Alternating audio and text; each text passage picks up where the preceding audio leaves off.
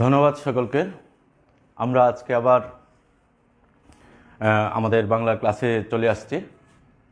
গত ক্লাসে তোমাদেরকে বলে দিয়েছিলাম যে আমরা আজকে কোন বিষয়টি পড়ব। তো তোমরা জানো যে আমাদের নির্মলেন্দু গুণ একজন বিখ্যাত কবি, তার একটি কবিতা আমাদের পাঠ্য আছে। সেই কবিতাটি হচ্ছে স্বাধীনতা শব্দটি কিভাবে আমাদের হলো। আজকে ক্লাসে আমরা এই বিষয়টি নিয়ে, এই কবিতাটি নিয়ে বিস্তৃত আলোচনা করব। আমরা নির্মলেন্দু গুণকে জানব, আমরা নির্মলেন্দু গুণের বিষয়গুলো কবিতাটা নিয়ে বিস্তৃত আলোচনা করব। তো আমাদের কবি নির্মলেন্দু গুণ, এটি আমাদের ময়মনসিংহবাসীর জন্য অত্যন্ত গর্বের একটি বিষয় যে নির্মলেন্দু গুণের বাড়ি আমাদের ময়মনসিংহে, তৎকালীন ময়মনসিংহে, বর্তমানে নেত্রকোনা জেলার বারহাট্টা উপজেলায় কাশবন গ্রামে। তো নির্মলেন্দু গুণ সেই কাশবনে তার মায়ের কোল আলোকিত করে 21 জুন 1945 সনে জন্মগ্রহণ করেন। নির্মলেন্দু গুণের বাবার নাম সুখেন্দু প্রকাশ গুণ চৌধুরী। তিনি সম্ভ্রান্ত এক হিন্দু পরিবারের সন্তান। তার মায়ের নাম বীণা পানি গুণ। তো নির্মলেন্দু গুণের ছেলেবেলাটুকু কেটেছে বারহাট্টার গ্রামের বাড়িতে। তিনি বারহাট্টার সিকিপি পাইলট উচ্চ বিদ্যালয়ে পড়াশোনা করেছেন এবং সেখান থেকে এসএসসি পাশ করেছেন 1962 সনে। 1962 সনে এসএসসি পাশ করার পর তিনি নেত্রকোনার সরকারি কলেজ থেকে, বর্তমান নেত্রকোনা সরকারি কলেজ যেটি আছে সেটি থেকে 1964 সনে এইচএসসি পাশ করেন। তারপর তিনি চলে যান ঢাকায়। ছেলেবেলা থেকেই নির্মলেন্দু গুণ কবিতার সাথে সম্পৃক্ত ছিলেন। কবিতা লিখতেন, অভিনয় করতেন, গান গাইতেন, ছবি আঁকতেন। সংস্কৃতি ব্যক্তিত্ব হিসাবে ঠিক সে সময়ই নির্মলেন্দু গুণ বারহাট্টার ওনার সমবয়সীদের মধ্যে একজন আলোকিত মানুষে পরিণত হয়েছিলেন সেই ছেলেবেলায়। তারপর ঢাকা বিশ্ববিদ্যালয়ে পড়াশোনা করেছেন। ঢাকা বিশ্ববিদ্যালয় থেকে 1969 সালে তিনি স্নাতক ডিগ্রি পাশ করেন। তিনি কবিতার সাথে বসবাস করেছেন আজীবন। এখনও তিনি কবিতার সাথে বসবাস করে চলেছেন। সেই নির্মলেন্দু গুণের সর্বপ্রথম যে কাব্যটি প্রকাশিত হয় সেটি 1970 সনে। তো 1970-এ যে কাব্যটি, সেটির নাম ছিল প্রেমাংশু রক্ত চাই। প্রেমাংশু রক্ত চাই কাব্যের মধ্য দিয়ে নির্মলেন্দু গুণ বাংলা সাহিত্যের সকল পাঠকের কাছে, লেখকদের কাছে পরিচিত হয়ে উঠেছিলেন এবং তিনি জানান দিয়ে উঠেছিলেন যে আমি এক সমৃদ্ধ একজন লেখক। প্রেমাংশু রক্ত চাই কবিতার বইটিতে সবচেয়ে সুন্দর এবং সবচেয়ে আলোচিত এবং নির্মলেন্দু গুণেরও খুব ভালো লাগার একটি কবিতা, সেই কবিতাটি হচ্ছে হুলিয়া। পরবর্তী সময়ে আমরা দেখেছি হুলিয়া কবিতা নিয়ে শর্ট ফিল্ম হয়েছে। সেই হুলিয়া কবিতার মধ্যে যে একজন মানুষ কিভাবে হুলিয়াকে মাথায় নিয়ে জীবনযাপন করেন তার চমৎকার চিত্র, আমাদের গ্রাম বাংলার চিত্র, আমাদের রাজনৈতিক ইতিহাস, আমাদের মুক্তিযুদ্ধ এবং এই বিষয়গুলো, মুক্তিযুদ্ধের প্রস্তুতি, সেই বিষয়গুলো খুব চমৎকারভাবে হুলিয়া কবিতার মধ্যে ফুটে উঠেছে, যার ভেতর দিয়ে আমরা দেখি যে নির্মলেন্দু গুণ অনন্য অসাধারণ এক কবিতে পরিণত হন। সকল মানুষের কাছে, সকল পাঠকের কাছে হুলিয়া কবিতার মাধ্যমে এবং প্রেমাংশু রক্ত চাই গ্রন্থটির জন্যে সমাদৃত হয়ে ওঠেন। আমরা পরবর্তী সময়ে দেখেছি না প্রেমিক না বিপ্লবী, আনন্দ কুসুম, অমীমাংসিত রমণী ও বন্ধু আমার, এ ধরনের কাব্যগ্রন্থ দিয়ে তিনি তার কবিতার জগৎটিকে আরও শক্তিশালী করে তোলেন, মজবুত করে তোলেন। তিনি যে কেবলমাত্র কবিতা রচনা করেছেন বিষয়টি সেরকম নয়। নির্মলেন্দুগুণ গল্প রচনা করেছেন। আপন দলের মানুষ শিরোনামের একটি বই রয়েছে, সেখানে অনেকগুলো গল্প স্থান পেয়েছে, যে গল্পগুলোর মধ্য দিয়ে ঠিক আমাদের যে বাঙালি জীবন, সেই জীবন ফুটে উঠেছে। তিনি ছোট্ট সোনামণিদেরকে অত্যন্ত আদর করেন এবং ভালোবাসেন। তাদেরকে নিয়েও প্রচুর শিশু সাহিত্য রয়েছে। তার সোনার ঠাকুর একটি ছড়ার বই আছে। বইটি যদি তোমরা পড়ো তাহলে সেখানে দেখবে যে বাচ্চারা কত চমৎকার আনন্দের মধ্য দিয়ে পাঠ করতে পারে, অথবা বাচ্চাদেরকে পাঠে উদ্বুদ্ধ করার জন্যে সেই সাবলীল ছড়াগুলো অনেক বেশি তাদেরকে আকৃষ্ট করতে পারে। এছাড়াও আত্মজীবনী গ্রন্থ রচনা করেছেন। আমার ছেলেবেলা, আমার কণ্ঠস্বর, আত্মকথা ইত্যাদি গ্রন্থ আত্মজীবনীমূলক রচনা তার রয়েছে। এই নির্মলেন্দুগুণে বাংলা সাহিত্যে 70-এর দশক, 80-র দশক, 60-এর দশক দুর্দান্ত দাপট নিয়ে বাংলা সাহিত্যে একজন কবি হিসাবে প্রতিষ্ঠিত রয়েছেন। বর্তমান সময়ে নির্মলেন্দুগুণ বাংলা সাহিত্যের প্রধানতম কবি, একজন বিপ্লবী কবি, একজন ভালো লাগার কবি, একজন ভালোবাসার কবি। তার কবিতার মধ্য দিয়ে প্রেম, ভালোবাসা, দ্রোহ, সমাজ চিন্তা, সমাজ সংস্কার ইত্যাদি বিষয়গুলো, মুক্তিযুদ্ধ, আমাদের মুক্তিযুদ্ধের প্রেক্ষাপট, মুক্তিযুদ্ধের পূর্ববর্তী প্রেক্ষাপট এবং মুক্তিযুদ্ধের পরবর্তী বাংলাদেশ গঠনের ক্ষেত্রে যে ভূমিকা, সেই ভূমিকাগুলো তার কবিতার মধ্য দিয়ে খুব চমৎকারভাবে প্রকাশিত হয়েছে। তিনি পুরস্কার পেয়েছেন বেশ কয়েকটি। অগণিত পুরস্কারের মধ্যে আমরা দেখি যে বাংলা একাডেমি পুরস্কার পেয়েছেন 1982 সালে, 21 পদক পেয়েছেন 2001-এ এবং স্বাধীনতা পুরস্কার পেয়েছেন 2016-তে।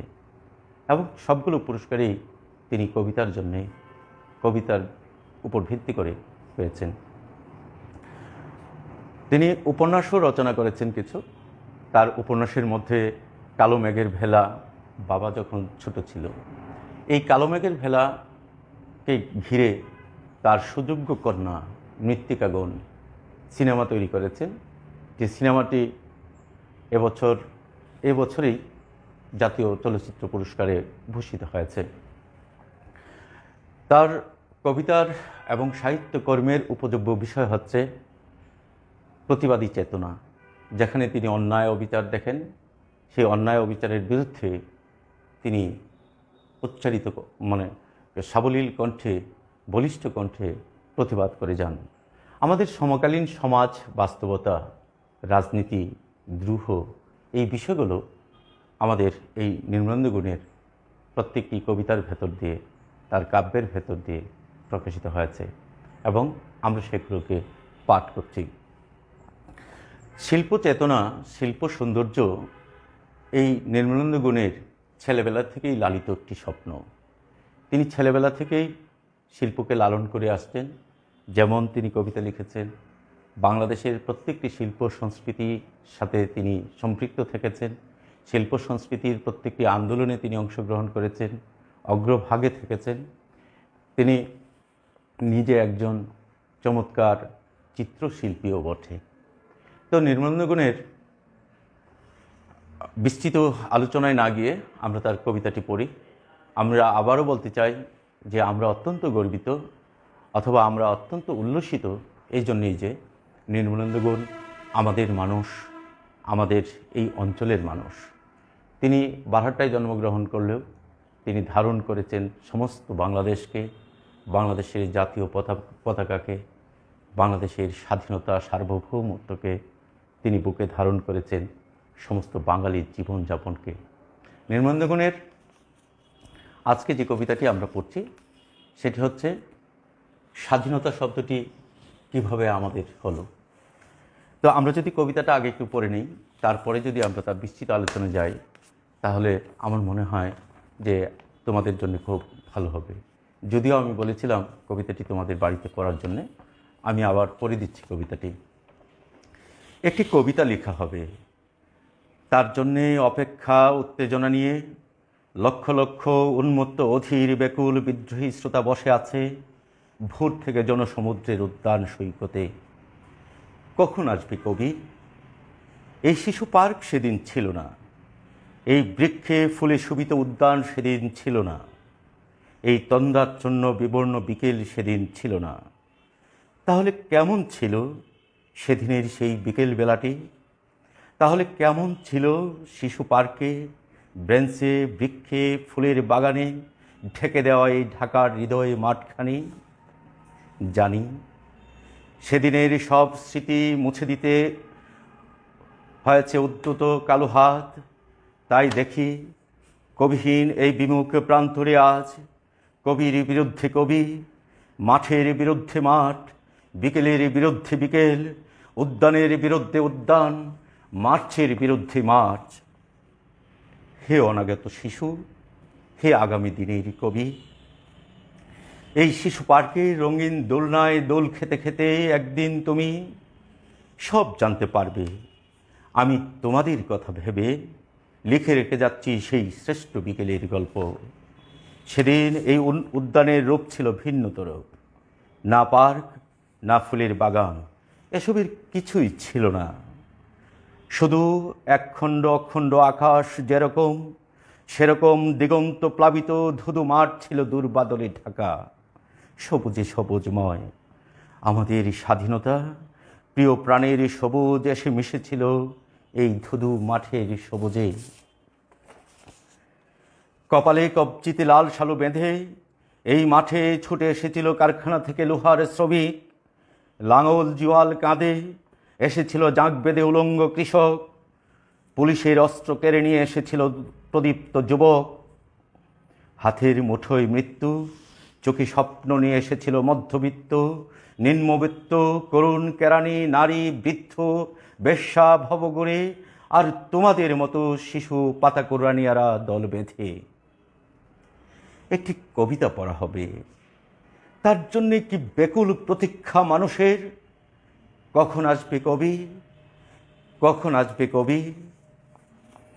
শত বছরের শত সংগ্রাম শেষে রবীন্দ্রনাথের মতো দৃপ্ত পায়ে হেঁটে অতঃপর কবি এসে জনতার মঞ্চে দাঁড়ালেন। তখন পলকে দারুণ ঝলকে তরিতে উঠিল জল, হৃদয়ে লাগিল দোলা, জনসমুদ্রে জাগিল জোয়ার, সকল দোয়ার খোলা। পেরুধে তার বজ্রকণ্ঠ বাণী, গণসূর্যের মঞ্চ কাঁপিয়ে কবি শোনালেন তার অমর কবিতাখানি। এবারের সংগ্রাম আমাদের মুক্তির সংগ্রাম, এবারের সংগ্রাম আমাদের স্বাধীনতার সংগ্রাম। সেই থেকে স্বাধীনতা শব্দটি আমাদের। তাহলে তোমরা নিশ্চয়ই বুঝতে পারছো এই কবিতার মধ্য দিয়ে কোন বিষয়টি বোঝানো হয়েছে। বাঙালির শ্রেষ্ঠ সন্তান, জাতির জনক বঙ্গবন্ধু শেখ মুজিবুর রহমান, হাজার বছরের শ্রেষ্ঠ বাঙালি,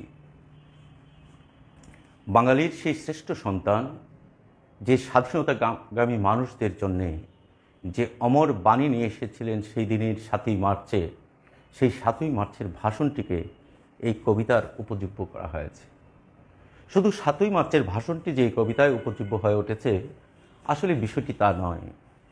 আমরা যদি দেখি সেই 1757 সালে বাংলার স্বাধীন শেষ নবাব সিরাজউদ্দৌলার পতনের মধ্য দিয়ে বাঙালি জাতি যে লাঞ্ছনা এবং গঞ্জনার মধ্য দিয়ে এগিয়ে আসছিল, অথবা যে গঞ্জনার মধ্য দিয়ে বাঙালি জাতি পরিচালিত হচ্ছিল, তার কাঙ্ক্ষিত গন্তব্যে পৌঁছার জন্য স্বাধীনতা সংগ্রামের দিকে ধাবিত হচ্ছিল, ঠিক সেই থেকে এই কবিতার মধ্যে যে বাঙালির স্বাধীনতার কথা, বাঙালির স্বাধীনতা সুস্থ সুন্দর জীবনযাপনের কথা, বাঙালির একটি অখণ্ড দেশের কথা এই কবিতার মধ্যে সুনিপুণভাবে ফুটিয়ে তুলেছেন আমাদের কবি নির্মলেন্দু গুণ।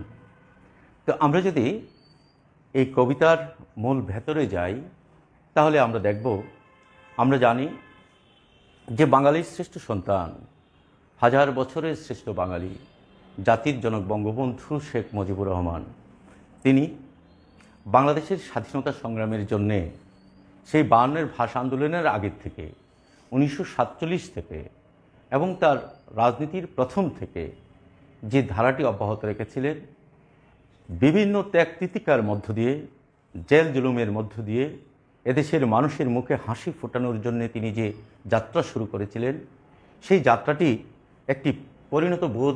একটি পরিণতি লাভ করে সেই 1971 সনের স্বাধীনতা সংগ্রামের মধ্য দিয়ে। আর সেই স্বাধীনতা সংগ্রামের যে ডাক, স্বাধীনতা সংগ্রামের যে ঘোষণা, বাঙালি জাতিকে স্বপ্ন দেখানোর যে বিষয়, সেটি 7ই মার্চের ভাষণের মধ্যে জাতির জনক বঙ্গবন্ধু শেখ মুজিবুর রহমান খুব চমৎকারভাবে, পুঙ্খানুপুঙ্খভাবে বাঙালি জাতিকে, মুক্তি পাগল বাঙালিকে দিক নির্দেশনা দিয়েছিলেন। আর সেই দিক নির্দেশনার বিষয়টি এই কবিতার মধ্যে সুনিপুণভাবে তিনি তুলে ধরেছেন। চলো তাহলে আমরা এই কবিতাটি লাইন টু লাইন একটু আলোচনা করে দেখি যে এই কবিতার ভেতরে আসলে কী আছে। এখানে বলা হয়েছে একটি কবিতা লেখা হবে, তার জন্যে অপেক্ষার উত্তেজনা নিয়ে লক্ষ লক্ষ উন্মত্ত অধীর ব্যাকুল বিদ্রোহী শ্রোতা বসে আছে ভোর থেকে জনসমুদ্রে উদ্যান সৈকতে। এখানে একটি কবিতা লেখার কথা বলা হয়েছে। তোমরা জানো যে জাতির জনক বঙ্গবন্ধুকে রাজনীতির কবি বলা হয়। জাতির জনক বঙ্গবন্ধুর একজন রাজনীতির কবি। বঙ্গবন্ধুর সেই কবিতাটি শোনার জন্যে, বঙ্গবন্ধুর সেই ভাষণটি শোনার জন্যে যে জনসমুদ্র হয়েছিল, সে কথাটি এখানে উল্লেখ করা হয়েছে যে একটি কবিতা লেখা হবে, তার জন্য অপেক্ষা আর উত্তেজনা নিয়ে লক্ষ লক্ষ উন্মত্ত অধীর। তার জন্যে অপেক্ষা আর উত্তেজনা নিয়ে সেদিন জাতির জনক বঙ্গবন্ধু শেখ মুজিবুর রহমান এখানে এই জনসমুদ্রের উদ্যান সৈকত বলতে এখানে বোঝানো হয়েছে সেই রেসকোর্স ময়দানকে। সেই রেসকোর্স ময়দানে, সোহরাওয়ার্দী উদ্যানে এসে আমাদের সেই জাতির জনক 7ই মার্চের ভাষণ দেবেন। এই জন্যে সেখানে উত্তেজনা, প্রচণ্ড উত্তেজনা নিয়ে আমাদের মুক্তি পাগল মানুষ, মুক্তি পাগল বাঙালি সেখানে উত্তেজনা নিয়ে অপেক্ষা করছে। সেখানে অপেক্ষা করছে শুধু এক দুজন নয়, লক্ষ লক্ষ উন্মত্ত অধীর ব্যাকুল বিদ্রোহী শ্রোতা। অধীর, তাদের ধীর স্থিরতা ছিল না, তাদের মধ্যে এক ধরনের চঞ্চলতা ছিল, তাদের মধ্যে এক ধরনের উৎকণ্ঠা ছিল, তাদের মধ্যে এক ধরনের প্রচণ্ড উত্তেজনা ছিল যে সেই বিদ্রোহী শ্রোতারা সেখানে, বিদ্রোহী কারা, যারা একটি সিদ্ধান্তের বিরুদ্ধে বিদ্রোহ ঘোষণা করে। তো আমরা দেখি যে পাকিস্তানি সরকার, পাকিস্তান যখন আমাদের উপর চেপে বসেছে, জাতির জনক বঙ্গবন্ধু যখন বাংলাদেশের স্বাধীনতার জন্যে, আমাদের এই অঞ্চলের স্বাধীনতার জন্য তিনি সংগ্রাম করে যাচ্ছেন, তিনি মিটিংয়ের পর মিটিং করে যাচ্ছেন, তিনি এদেশের মানুষকে উদ্বুদ্ধ করছেন একটি মুক্তি সংগ্রামের দিকে। সেই চূড়ান্ত পর্যায়টিতে সেই অধীর বিদ্রোহী শ্রোতা তারা ভোর থেকেই সেই জনসমুদ্রের উদ্যান সৈকতে এসে অপেক্ষা করছে। সেখানে জনসমুদ্রের কথা বলা হয়েছে এই জন্যে, ব্যাপক পরিমাণে জনগণকে বোঝানোর জন্যে। সেই বিদ্রোহী শ্রোতারা এক দুজন ছিল না, একেবারে জনসমুদ্রে পরিণত হয়েছিল সেই সৈকতটি। কখন আসবে কবি? সেই কবির জন্যে ব্যাপক আকাঙ্ক্ষা অথবা ব্যাপক এক আগ্রহ কাজ করেছে।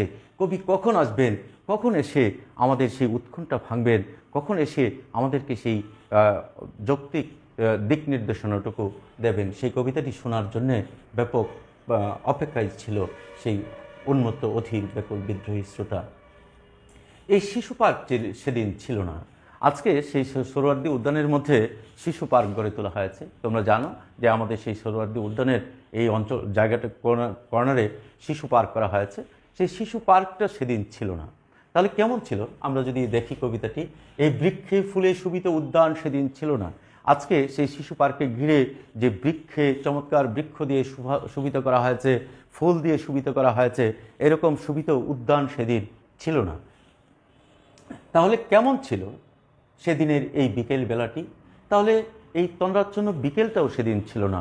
আজকে যেমন একটি তন্দ্রাচ্ছন্ন অবস্থা দেখা যাচ্ছে সেই বিকেল বেলাটিকে, সেরকম অবস্থা সেদিন ছিল না। তাহলে সেদিন কেমন ছিল? বলা হচ্ছে যে শিশু পার্কে, বেঞ্চে, বৃক্ষে, ফুলের বাগানে ঢেকে দেওয়া এই ঢাকার হৃদয় মাঠখানি, ঢাকা শহরের ঠিক মাঝখানে সেই মাঠখানি যেহেতু অবস্থিত, সেহেতু বলা হয়েছে ঢাকার হৃদয় মাঠখানি। এই মাঠটি হচ্ছে অত্যন্ত স্মৃতিবহুল, বাংলাদেশের প্রত্যেকটি আন্দোলনে সংগ্রামে সেই মাঠটি হচ্ছে স্মৃতির কেন্দ্রবিন্দু, এই জন্যে হৃদয় মাঠখানি বলা হয়েছে। তো এই কেমন ছিল জানি, সেদিনের সব স্মৃতি মুছে দিতে হয়েছে উদ্ধত কালো হাত। সেই জাতির জনক বঙ্গবন্ধু শেখ মুজিবুর রহমানের যে 7ই মার্চের ভাষণকে ঘেরা যে স্মৃতিময় সেই মাঠ, সেই মাঠটিকে মুছে দেওয়ার জন্যে, সেই স্মৃতিকে মুছে দেওয়ার জন্যে উদ্ধত কালো হাত আজকে যে উদ্যোগ গ্রহণ করেছে, আজকে যে শিশু পার্ক গ্রহণ করেছে, শিশু পার্ক তৈরি করেছে, আজকে যে কি বলে ফুল দিয়ে শোভিত করেছে, সেই শিশু পার্কটি কালো হাত দিয়ে সেই স্মৃতিকে মুছে ফেলার চেষ্টা করা হয়েছে। তাই দেখি কবিহীন এই বিমুখ প্রান্তরে আজ, তাই দেখি কবিহীন এই বিমুখ প্রান্তর বলতে যে বিষয়টি বোঝানো হয়েছে, সেই কবিটি হচ্ছে জাতির জনক, বাঙালির শ্রেষ্ঠ সন্তান, জাতির জনক বঙ্গবন্ধু শেখ মুজিবুর রহমান। আজকে আমাদের সেই কবি বেঁচে নেই, সেই কবিকে নির্মমভাবে হত্যা করা হয়েছিল, তোমরা জানো। সেই কবিহীন যে আমাদের আজকের এই বাংলাদেশ, আজকের এই বাংলাদেশে সেই কথাটাই বলা হয়েছে যে তাই দেখি কবিহীন এই বিমুখ প্রান্তরে আজ। আজকে আমরা দেখছি কি, কবির বিরুদ্ধে কবি, মাঠের বিরুদ্ধে মাঠ, বিকেলের বিরুদ্ধে বিকেল, উদ্যানের বিরুদ্ধে উদ্যান, মার্চের বিরুদ্ধে মার্চ। অত্যন্ত তাৎপর্যপূর্ণ এই কয়েকটি শব্দ। সেখানে কি বলা হয়েছে? যে নেতার অঙ্গুলি সংকেতের উপর ভিত্তি করে আমাদের এই দেশটি স্বাধীন হয়েছে, যে নেতার অঙ্গুলি সংকেতের উপর ভিত্তি করে 30 লক্ষ মানুষ তার বুকের তাজা রক্ত রাজপথে ঠেলে দিয়েছে, সেই নেতা, সেই রাজনীতির কবি আজকে বেঁচে নেই। সেই কবিকে বলা হয়েছে কবির বিরুদ্ধে কবি। সে কি বলা হয়েছে? সেই নেতার বিরুদ্ধে, সেই জাতির জনকের বিরুদ্ধে, অথবা সেই রাজনীতির কবির বিরুদ্ধে আজকে নতুন কবির সৃষ্টি হয়েছে। বলা হয়েছে মাঠের বিরুদ্ধে মাঠ। যে মাঠটি ছিল আমাদের স্মৃতি বিজড়িত, যে মাঠ থেকে স্বাধীনতার ডাক দেওয়া হয়েছিল, সেই মাঠের বিরুদ্ধে আজকে একটি নতুন মাঠ হয়েছে, শিশু পার্ক হয়েছে। বিকেলের বিরুদ্ধে বিকেল, যে বিকেলটিকে ঘিরে যে আমাদের স্বাধীনতা সার্বভৌমত্বের এক ইতিহাস বিজড়িত রয়েছে, সেই বিকেলের বিরুদ্ধে আজকে এক আনন্দ ঘন অথবা বিকেলের সৃষ্টি করা হয়েছে। যে উদ্যান আমাদের স্বাধীনতা সংগ্রামের সাক্ষী, যে উদ্যান আমাদের স্বাধীনতা সংগ্রামকে ত্বরান্বিত করেছিল, সেই উদ্যানের বিরুদ্ধে আজকে নতুন উদ্যানের সৃষ্টি করা হয়েছে। মার্চের বিরুদ্ধে, যে মার্চে আমরা স্বাধীনতা পেয়েছিলাম, সেই স্বাধীনতার বিরুদ্ধে আজকে এক নতুন স্বাধীনতা। সেই বিষয়গুলোকে কবি এখানে খুব সাবলীলভাবে, খুব চমৎকারভাবে আমাদের এখানে ফুটিয়ে তোলার চেষ্টা করেছেন। তোমরা জানো যে স্বাধীনতার পরবর্তী সময়ে সেই 15ই আগস্ট জাতির জনক বঙ্গবন্ধুকে সপরিবারে হত্যা করার পর বাংলাদেশের রাজনীতি এক নতুন মাত্রা ধারণ করেছিল, সেই নতুন রূপ ধারণ করেছিল। যারা কিনা স্বাধীনতাকে, সার্বভৌমত্বকে স্বীকার করতে চায়নি, অথবা স্বাধীনতা সার্বভৌমত্বের বাইরে এসে দেখা গেছে যে এই কবির বিরুদ্ধে নতুন কবির সৃষ্টি হয়েছে। এই বিষয়টিকে নির্মলেন্দু গুণ খুব চমৎকারভাবে ফুটিয়ে তোলার চেষ্টা করেছেন। হে অনাগত শিশু, হে আগামী দিনের কবি, এই কথা বলে তিনি বলতে চেয়েছেন হে অনাগত শিশু। তার মানে হচ্ছে আমাদের আগামী প্রজন্ম যারা আসবে পৃথিবীতে, আমাদের আগামী প্রজন্ম, সে অনাগত কবি, আগামী দিনের কবি। আগামী দিনের কবি বলতে আমাদের আগামী প্রজন্মকে বোঝানো হয়েছে। হে অনাগত শিশু বলতে আমাদের পরবর্তী প্রজন্মকে বোঝানো হয়েছে। শিশু পার্কের রঙিন দোলনায় দোল খেতে খেতে তুমি একদিন সব জানতে পারবে। শিশু পার্কের যে রঙিন দোলনা আজকে দোলানো হয়েছে, সেই রঙিন দোলনার মধ্যে দোল খেতে খেতে তুমি একদিন সব জানতে পারবে। এই কথা আমি তোমাদের কথা ভেবে লিখে রেখে যাচ্ছি সেই শ্রেষ্ঠ বিকেলের গল্প। কবি বলছেন, আমি তোমাদের কথা ভেবে, আমার আগামী প্রজন্মের কথা ভেবে, তোমরা যে আগামী প্রজন্ম সৃষ্টি হচ্ছ, তোমাদের কথা ভেবে স্বাধীনতার সঠিক ইতিহাসটুকু আমি তোমাদের সামনে তুলে দিতে চাই। স্বাধীনতার সঠিক ইতিহাসটুকু তোমাদের সামনে এনে দিতে চাই।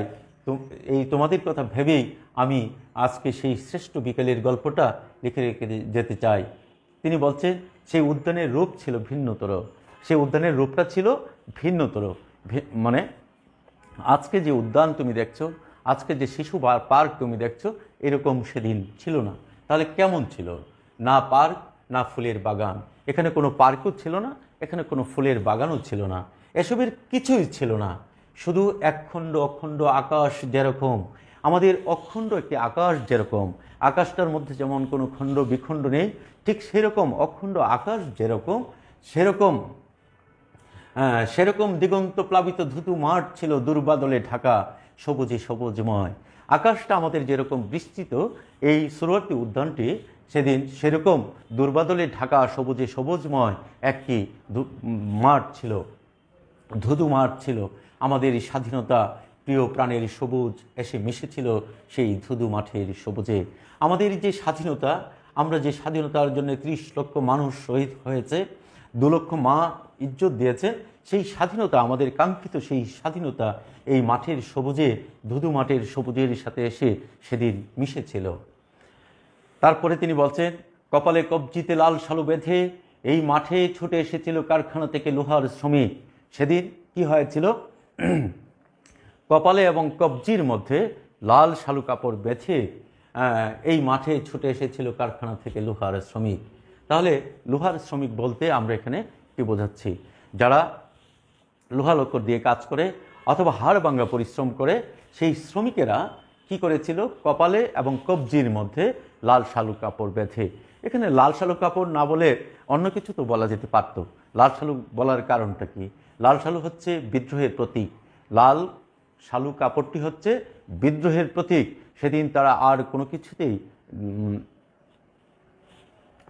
কোনো কিছুতেই ধীর মানতে রাজি নয়, আর কোনো কিছুতেই শান্ত হতে রাজি নয়। আজকে তারা কপালে এবং কবজির মধ্যে লাল শালু কাপড় বেঁধে তারা চলে এসেছে। কোথা থেকে এসেছে? কারখানা থেকে চলে এসেছে। কারা এসেছে? লোহার শ্রমিকেরা এসেছে। তার পরবর্তী সময় তিনি বলেছেন, লাঙল জোয়াল কাঁধে এসেছিল ঝাঁক বেঁধে উলঙ্গ কৃষক। তোমরা জানো যে আমাদের এই বাংলাদেশ হচ্ছে কৃষি প্রধান একটি দেশ। এদেশের প্রায় 85% মানুষ তখন কৃষিকাজের সাথে সম্পৃক্ত ছিল, তারা কৃষি শ্রমিক ছিল। এই কৃষকেরা যারা, সেই কৃষকেরাও সেদিন তাদের লাঙল জোয়াল কাঁধে করে নিয়ে, যার যা কিছু আছে তাই নিয়ে, তারা যেহেতু কৃষক, লাঙল জোয়ালের সাথে হচ্ছে তাদের নিবিড় সম্পর্ক, তাই তারা লাঙল জোয়াল কাঁধে করে সেদিন সেই মাঠের মধ্যে চলে এসেছিল। কি চলে এসেছিল? আমরা বলেছি জনসমুদ্রের উদ্যান সৈকত। সেই যে জনসমুদ্র হয়েছিল, সেই সমুদ্রটা আসলে কাদের দ্বারা হয়েছিল, এই কথাটাই কবি এখানে বোঝাতে চেয়েছেন। কারখানা থেকে লোহার শ্রমিকরা এসেছিল, লাঙল জোয়াল কাঁধে এসেছিল কৃষকেরা, পুলিশের অস্ত্র কেড়ে নিয়ে এসেছিল প্রদীপ্ত যুবক।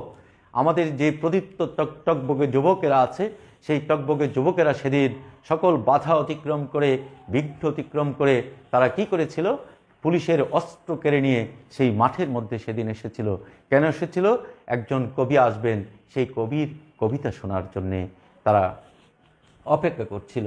তারপরে আমরা দেখি কি, হাতের মুঠোয় মৃত্যু, চোখে স্বপ্ন নিয়ে এসেছিল মধ্যবিত্ত।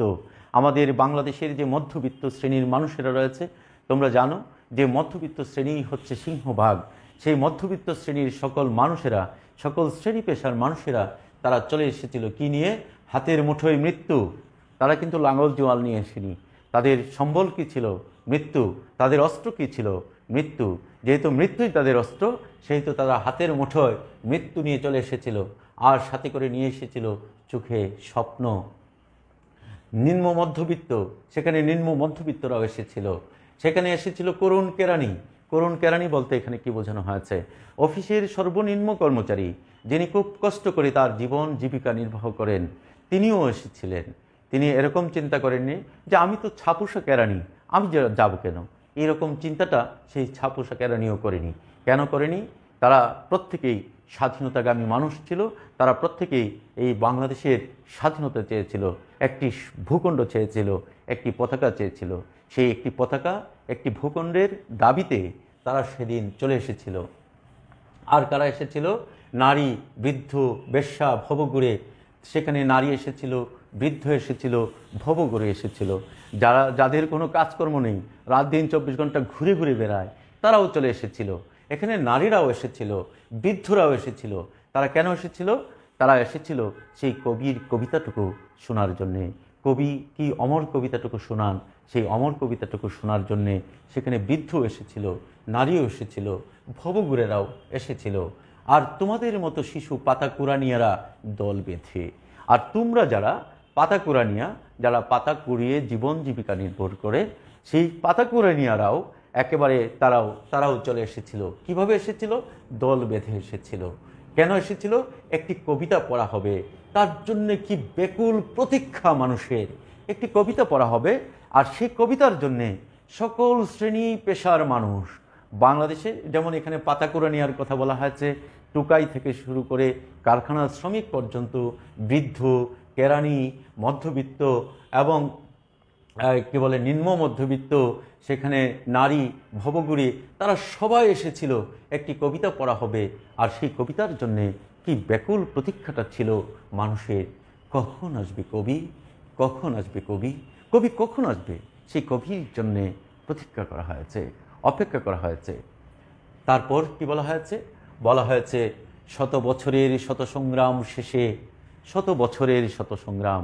আমি একটু আগে তোমাদেরকে বলেছিলাম, কবিতার শুরু মানে কি বলে বিশ্লেষণ শুরু করার আগে আমি বলেছিলাম সেই 1757 সালে বাংলার শেষ নবাব সিরাজউদ্দৌলার পতনের পর বাঙালি জাতির যে বঞ্চনা সহ্য করতে হয়েছিল, বাঙালি জাতি যে মানে ধৈর্য ধরে সে তার স্বাধীনতার দিকে এগিয়ে গিয়েছে, সেই কথাটাই কবি সেখানে উল্লেখ করেছেন। শত বছরের শত সংগ্রাম শেষে, অনেক সংগ্রাম, অনেক ত্যাগ তিতিক্ষা, এগুলোর ভেতর দিয়ে আমাদের এই বাঙালি জাতি সামনের দিকে এগিয়ে এসেছে। রবীন্দ্রনাথের মতো দীপ্ত পায়ে হেঁটে, রবীন্দ্রনাথের মতো দীপ্ত পায়ে হেঁটে অতঃপর কবি এসে জনতার মঞ্চে দাঁড়ালেন। রবীন্দ্রনাথের মতো দীপ্ত পায়ের কথা এখানে কেন বলা হয়েছে? তোমরা জানো যে আমাদের বাঙালি জাতির একমাত্র কবি, বাঙালি একমাত্র কবি, সেই কবিটির নাম কি?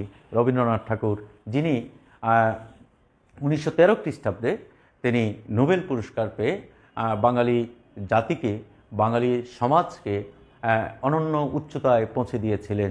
সেই রবীন্দ্রনাথ ঠাকুর নোবেল পুরস্কারের মধ্য দিয়ে তিনি যেভাবে বাঙালি জাতিকে বিশ্ব দরবারে প্রতিষ্ঠিত করেছিলেন, সেই যে দুর্দান্ত দাপট নিয়ে, সেই দুর্দান্ত দাপট নিয়ে দুর্দান্ত গতিতে রবীন্দ্রনাথের মতো দীপ্ত পায়ে হেঁটে, রবীন্দ্রনাথের মতো সেই দীপ্ত পায়ে হেঁটে আজকের কবি মঞ্চে এসে, অতঃপর কবি এসে জনতার মঞ্চে দাঁড়ালেন। সেই জনতার মঞ্চের মধ্যে রবীন্দ্রনাথের মতো দীপ্ত পায়ে হেঁটে এসে দাঁড়ালেন। তারপর কি বলছেন? তখন পলকে দারুণ ঝলকে তরিতে উঠিল জল, হৃদয়ে লাগিল ধুলা, জনসমুদ্রে জাগিল জোয়ার, সকল দুয়ার খোলা। তখন পলকে দারুণ ঝলকে তরিতে উঠিল জল। তাহলে তরিতে জল উঠতে এখানে কি বোঝানো হয়েছে? যে জনসমুদ্রের যে বিষয়টি, জনসমুদ্র যে তরিতে বসে আছে, অথবা জনসমুদ্র যে তরির মধ্যে অপেক্ষা করছে, সেই তরিতে উঠিল জল, সেই তরির মধ্যে জল উঠেছে, হৃদয়ের ধুলা লেগেছে, সেই হৃদয়ের মধ্যে যে দোলা লেগেছে, সেই জনসমুদ্রে যে সৈকত ভরা যে যত জনগণ, যত মানুষ, তাদের মনের মধ্যে দোল খেয়ে যাচ্ছে, দোলা দিয়ে উঠেছে। সে জনসমুদ্রে জাগিল জোয়ার, সকল দুয়ার খোলা। সেই জনসমুদ্রের মধ্যে যেন তুই তুই করে জোয়ার চলে এসেছে। যে জনসমুদ্রটি স্থিমিত ছিল, উৎকণ্ঠিত ছিল, একটি অজানা শঙ্কার মধ্যে ছিল যে কবি কখন আসবেন, কবি কখন এসে তার সেই অমর কবিতাটি শোনাবেন।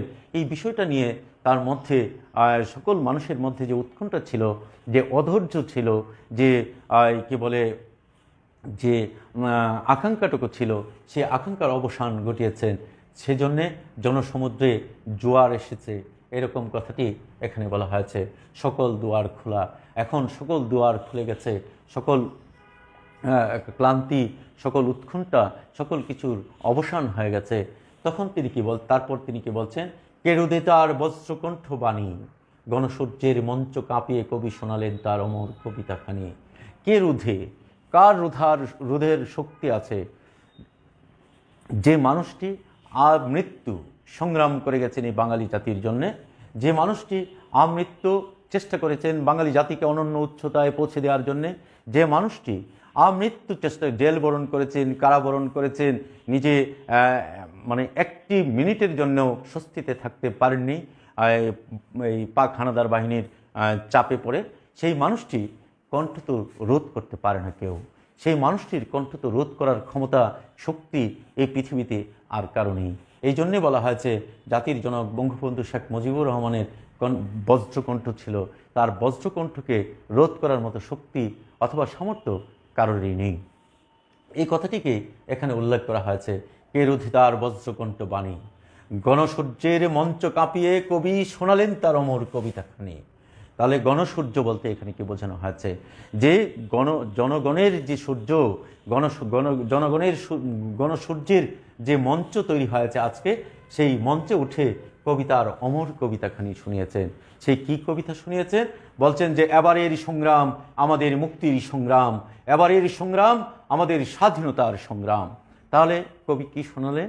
কবি শোনালেন যে এবারের সংগ্রাম আমাদের মুক্তির সংগ্রাম, এবারের সংগ্রাম আমাদের স্বাধীনতার সংগ্রাম।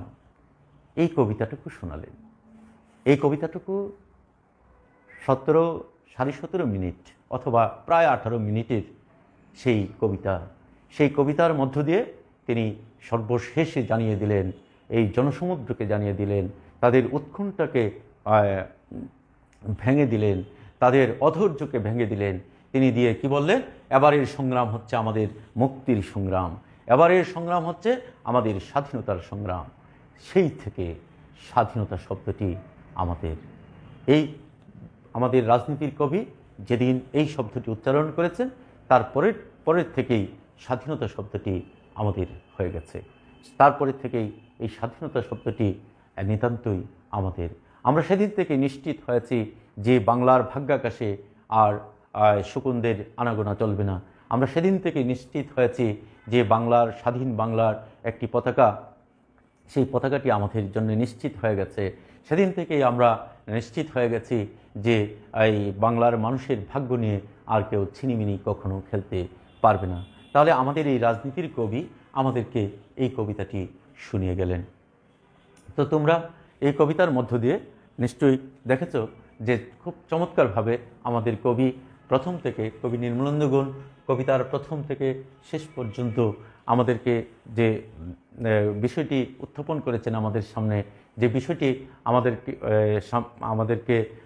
আমাদের সামনে তুলে ধরেছেন তার কবিতার মধ্য দিয়ে, সেখানে আমরা দেখি বাঙালির শ্রেষ্ঠ সন্তান, সর্বকালের শ্রেষ্ঠ পুরুষ, জাতির জনক বঙ্গবন্ধু শেখ মুজিবুর রহমানের সেই 7ই মার্চের ভাষণটিকে ঘিরেই এই কবিতাটি রচিত হয়েছে। যে 7ই মার্চের ভাষণের মধ্যেই বাঙালি জাতি কি করবে, আগামী দিনে কি করবে, যুদ্ধের সময় কি করবে, এই ভাষণের মধ্যে এটাও বলে দেওয়া আছে, তোমাদের যার যা কিছু আছে তাই নিয়ে প্রস্তুত থাকবে, তোমাকে শত্রুর মোকাবেলা করতে হবে। তো এই 7ই মার্চের ভাষণের প্রথম থেকে শেষ পর্যন্ত তুমি যদি পড়ো অথবা তুমি যদি অনুধাবন করার চেষ্টা করো, তুমি যদি বোঝার চেষ্টা করো, তাহলে তুমি দেখবে মুক্তিযুদ্ধের কখন কি করতে হবে, কিভাবে করতে হবে, শত্রু মোকাবেলা কী করতে হবে, এই সকল কিছুর দিক নির্দেশনা এই কবিতার মধ্যে রয়েছে। যার জন্যে এই সমস্ত বাঙালি জাতি অপেক্ষা করেছিল সেদিনকার আপামর জনসাধারণ সেদিন অপেক্ষা করেছিল কবি কখন আসবেন এবং কবি তার অমর কবিতাখানি শোনাবেন। তো যাই হোক, আমরা গত ক্লাসে বলে দিয়েছিলাম তোমাদেরকে যে তোমাদের যদি কোনো প্রশ্ন থাকে সোনার তরী কবিতার উপরে, আমি আসলে সোনার তরী কবিতার উপরে কোনো প্রশ্ন পাইনি। তো তোমরা, আমি ধরে নিচ্ছি যে তোমরা সোনার তরী কবিতাটি বুঝতে পেরেছো। তো আজকে যে কবিতাটি আলোচনা করেছি, স্বাধীনতা শব্দটি কি করে আমাদের হলো, তোমরা এই কবিতাটি খুব ভালো করে বাড়িতে পড়বে। আমরা আগামী ক্লাস থেকে বাড়ির কাজ দেওয়া শুরু করব। তো তোমরা আগামী ক্লাসে প্রস্তুতি নিয়ে আসবে। এর পরবর্তী কবিতাটি তোমরা এরপরের কবিতাটির জন্য প্রস্তুতি নাও। তোমরা নিশ্চয়ই বই কিনেছো। আমি আশা করব যে তোমরা নিয়মিত পড়াশোনাটুকু চালিয়ে যাবে। আর আমরা যারা শিক্ষকরা রয়েছি, আমরা তোমাদেরকে যতটুকু সহযোগিতা করার সুযোগ আছে আমাদের অনলাইন ক্লাসের মধ্য দিয়ে আমরা চেষ্টা চালিয়ে যাচ্ছি তোমাদের সহযোগিতা করার জন্য। তো তোমরা ভালো থাকবে। তোমাদেরকে আবারও বলছি যে স্বাস্থ্যবিধি মেনে চলো এবং ভালো থাকো, সুন্দর থাকো। আগামী ক্লাসের অপেক্ষায় থাকো। দেখা হবে আগামী ক্লাসে। আল্লাহ হাফিজ।